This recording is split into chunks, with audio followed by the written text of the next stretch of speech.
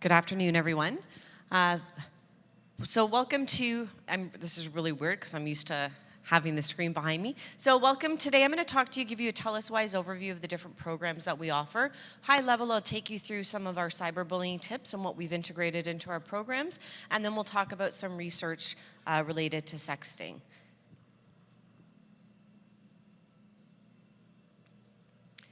So within Telus-wise, we are a free program. We offer it free of charge. It's one of Telus's social responsibility programs, one of many that we have. So we go into the community and host workshops for young kids, tweens, teens, adults, and seniors. And the focus really changes depending on the demographic or the age audience that we're dealing with. Topics include protecting your online security, privacy, reputation, rising above, and using technology responsibly. For adults, we have workshops that we host. Generally, they seem to be parent council meetings, but we do adults and parents, or for certain businesses, we'll do a lunch and learn. We do have Telus-wise seniors, and this is more of a sit-down discussion and walking them through a workbook. That seems to be very popular out west. And then for youth, we have workshops, Footprint, that focuses on digital permanency, keeping your digital footprint clean. We have Telus-wise in Control, where we get students thinking about their online reputation, some of the consequences following the actions and the things that they do online. And then we have Telus-wise Impact, where we talk about how to intervene when you witness online mean behavior. And we'll touch on that one a little bit more as we go through. And some exciting news, I think it officially launched. I think it launched this week, but I've been so busy to keep up. We have a new course called Telus-wise Happiness, and it is based off the Yale course Happiness around well-being, where we focus on, nourishing and depleting activities instead of, the fear of missing out. We want to encourage youth to have JOMO, which is the joy of missing out. So we'll be rolling that out as well. And I think it's relevant I think it's relevant even to adults. So we're looking at how we can bring that to adults as well, but we're going to be piloting it with the youth there. And then for everyone, you don't need to be a Telus customer. If you have any questions about your device or internet or smartphone education, anyone could go online and book an appointment and pop in, even if you have a Rogers or Bell phone. One of the great things about our program as well is we are vendor agnostic, so we don't promote products and services during the workshops. We like to keep church and state separate. This is not our intention to make a sale, and a lot of people are like, you're not selling us anything? No. How much does this cost? Nothing. So it's a great program. We have over 200,000 Canadians have come through, attendees have come through a workshop to date. And the program was launched in 2013. And also, I know we talked about numbers of workshops. My reach about over 4,000. I think I've reached 3,000 people already this year, and we're in February. The program has grown a lot. So I'm not used to talking to adults. I'm used to staring back at a group of teenagers or young students, so please bear with me. We have over 400 Telus-wise ambassadors across the country, and so that's made of internal Telus employees, retirees, folks that are work with nonprofit organizations where our goals align. We also have police officers across the country trained, so we have about 120 and over 20 different police services engaged, where we give them access to our workshops if they want to leverage some of the content. And we are endorsed by the Canadian Association Chief of Police, and we are a sponsor of them, and we've been endorsed since 2014 as well. And then, it's not me behind my desk making this stuff up. We do have credible partners. We work with Media Smarts and PrevNet a lot for our research, and so this is what helps us create our content, and we have it audited. And then we're also partners with the Amanda Todd Legacy, and more. And there's just a few pictures of the program in action, of the different types of workshops that we host. And so we'll jump into living in a digital society. We will be working on getting an updated slide, but it's not out yet. But if you look at 2016 compared to 2017, you can see how technology is evolving and how things have changed in just a year. So an example would be, 69,000 hours watched of Netflix. In 2017, we're close to 81,000. I contribute to that most definitely. Or Google searches, 2.4 million up to 3.5 million. And I'm sure that those numbers will grow. And you'll see things that kind of fall off the radar. So Vine used to be a thing, and now it's been replaced by Twitch, which a lot of gamers use. And there's a lot of streaming and different chats on there. So that just gives you a glimpse of what's changing.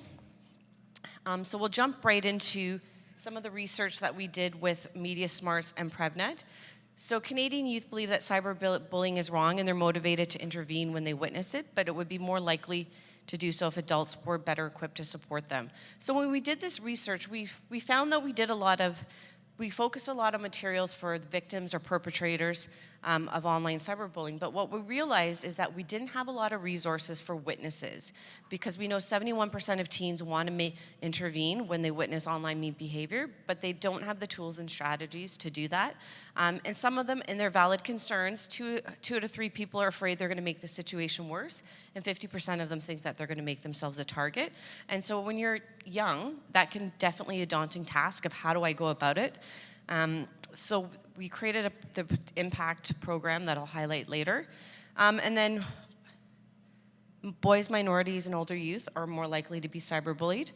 And youth who are bullied online are also more likely to bully online. So we'll skim through though, because this concept of cyberbullying, it's worked into all of our youth workshops, and the tone changes depending on the audience, whether we're talking to grades 2 to 6 or from grades 6 to 12. We do change that there, and we also talk about it in our parenting workshop. And gender and age don't impact the willingness to intervene, and neither does the relationship. So sometimes people don't need to know the individual to stand up for them. Maybe it's someone on YouTube leaving a mean comment. They could leave a positive comment, make that person feel better, or that they could report them. And so we generally go with the model stop, block, record, and talk. So stop, take a break, don't engage back. The other thing is block the user if you can, whether it's a gaming console. There's different ways, muting them, blocking them, things like that. Then also record, so take a screenshot. But with a lot of games nowadays, there's audio. So sometimes you have to make a video to get that audio in there, because they're not typing, they're actually having live voice chats. If you've ever had any kids in your house that play Fortnite, does everybody know what Fortnite is? Yeah, we're seeing some heads. A lot of kids will wear their headphones so people don't hear what's going on and what people are saying. And a lot of kids will see that this is where they first see their online mean behavior. So I talked about some of the barriers. They're afraid that they'll make themselves a victim or the situation worse. And again, we do focus this in our impact workshop. And even if you want to access it, if you Google impact Media Smarts, you'll get this tool. It's kind of like a choose your own adventure. You're asked a series of yes or no questions, and then do you know the target? Do you think that they're joking? Is this serious? Is the person in danger? It's a whole kind of decision-making tree tool, and it'll give you strategies, things that you can say to the person who's being the target, and then things that you could say to the person who's being mean online. So the outcomes will change depending on the response. And there's also lesson plans there as well. So we do have a workshop with some animated videos, but there's some great resources online that educators can access afterwards, as well as parents. We want to be able to listen, provide support, and remind the youth that it's not their fault. We don't want to ignore it or minimize it. We shouldn't say bullying or cyberbullying is part of life. It shouldn't be. And then also, as educator or parents, develop a plan first, discuss it with the individual before escalating, and then stay calm. One of the big things a lot of students will say they don't tell their parents, and when we ask them, it's because they're afraid their parents are going to take their devices away. And so I look at it as, if your child's being physically cyberbullied or physically bullied at school, how many parents keep their kids home? Probably not a lot. They send them to school. The same thing happens with cyberbullying. We want to be aware of that. If we're still going to send them to school, we still need to teach them how to use this stuff safely and get the support that they need. And then we encourage kids to contact the Kids Help Phone or cybertip.ca if it's related to sexting or intimate images, or to call their local authorities, depending on the seriousness of the situation. Okay, so that leads into sexting. So it's a big thing. Kids are sharing images, and they're sharing images of people without their consent. And I think the Child Center, cybertip.ca, Canadian Centre for Child Protection, they get up to 2,400 inquiries a month. So this is something that happens, and I go into a lot of schools, and generally the principal or the vice principal is like, yeah, we had an incident last week, we had an incident last year, and sometimes I've heard from other officers, sometimes they're dealing with issues is with students in grade 3. So you hear some horrible stories of what's going on out there. So we set out to find out, why are youth sharing sex and sending them? Like, why is this such a big thing? So we funded some research with Media Smarts and the University of Toronto. A significant number of youth appear to be part of a culture of sharing. They think it's normal to share, and they expect their friends to share as well. So we want to be able to change that. It's not only tolerated, but it's normalized by the students as well. So 4 in 10, and this study is based on 800 students between the ages of 16 to 20 across Canada. So 4 in 10 Canadian youth have sent a sext. If we think of, I'll get into the younger grades in a moment, 2 in 3 have received a sext, and there's little difference in sending rates across genders. The other thing is older youth are more likely to have sent or received texts. So 16-year-olds, 23% have sent a sext, whereas 58% of 20-year-olds have. In terms of receiving a sext, 16-year-olds, they receive 53%. And then in terms of, closer to the older range of 20, they're at 78%. And 42% of youth who've sent sex have had one shared without their consent. So when we go into the school and we're talking to students as early as grade 6 onwards, we let them know that it's illegal to share intimate images of someone without their consent due to Bill C-13. And 46% of youth who received the sext have shared one, and this is more common amongst boys than girls. So keeping that in mind. And we've actually updated one of our scenarios, our workshop. It used to be a couple where they've shared an intimate image and telling them what they can do to get it down. But we've made the character androgynous. So it's Taylor, really cool photo of a student, with a Quebec background, to emphasize that this happens more to boys than girls. It's not just females that are sending these pictures. Boys are doing it now. Anybody can be sextorted. So just letting them know to be wary. And a lot of the times they will be targeted, like, you want to level up in Fortnite, or you want my username or password, send me a photo and you'll get these codes. And kids are very competitive and they're willing to do anything to go ahead. So, they're coming at different angles as well. And once they get that photo, it becomes sextortion. And age is not a predictor. And so factors that makes youth more likely to share sex is gender stereotypes. So if we take a look at questions, students that agreed with phrases like, men are interested in sex more than women, or a woman can only be happy if she's in a relationship. People that agreed highly with those beliefs, 53% of them are likely to send a sext, whereas those people that don't believe in those beliefs, only 9 of them are likely to share a sext. So some of those gender stereotypes out there affect that. Then also moral disengagement. So these are the excuses that people make for why it's okay. So they blame the victim. Oh, well, she shouldn't have sent it, and she wanted it to be shared if she sent it.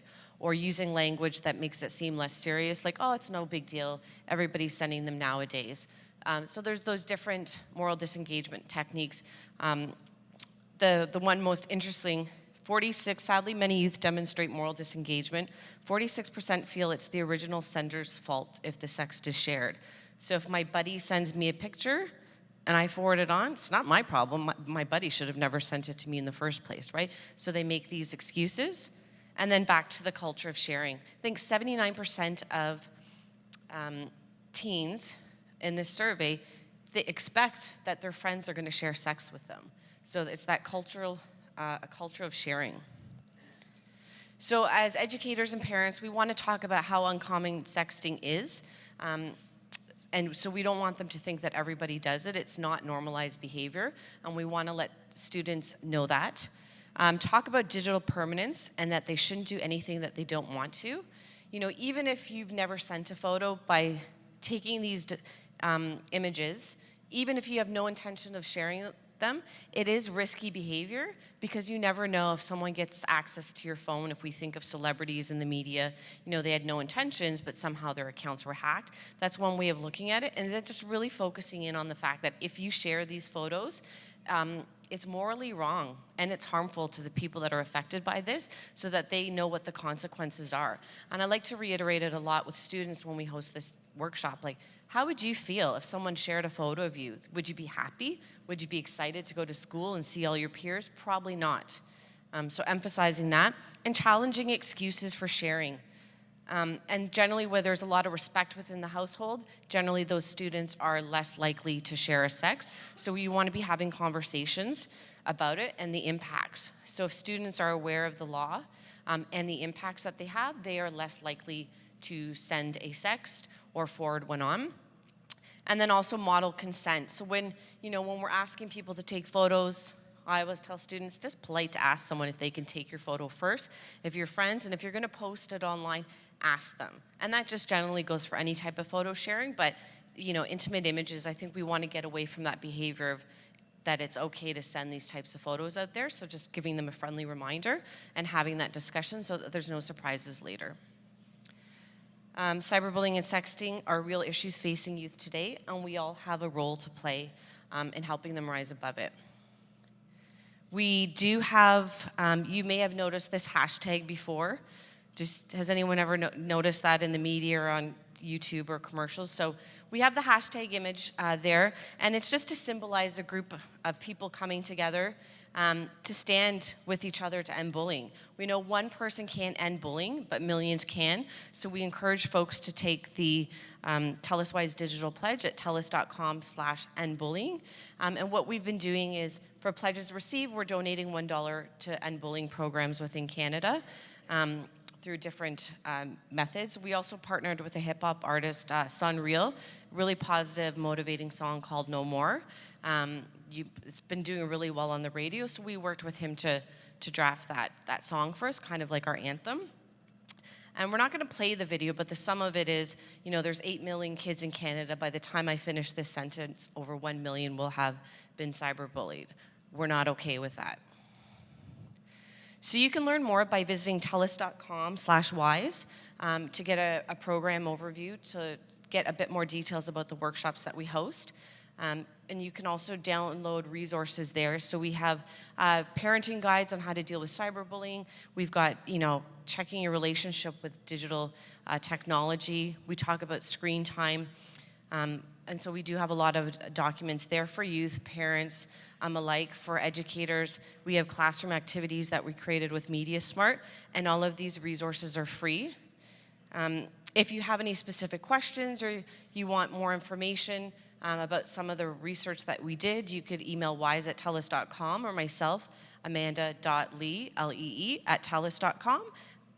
And then we can access that. And then on Safer Internet Day, we actually even we did some more research with PrevNet about parenting and how it affects cyberbullying. So that was posted on our website on Safer Internet Day. So some interesting stats there. And I think that is going to conclude the presentation. Do you guys have any questions for me? Easy peasy. Well, thank you, everyone. Enjoy the rest of your afternoon.